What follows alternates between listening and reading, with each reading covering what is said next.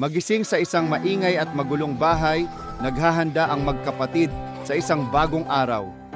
Tinawag sila ng magulang para kumain, ngunit bingi sa paalala at nagbibingi-bingihan.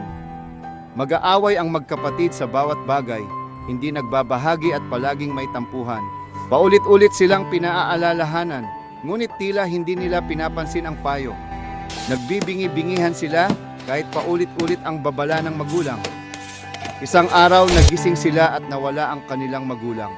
Walang pagkain, walang gabay. Sinubukan nilang magluto, ngunit wala silang alam.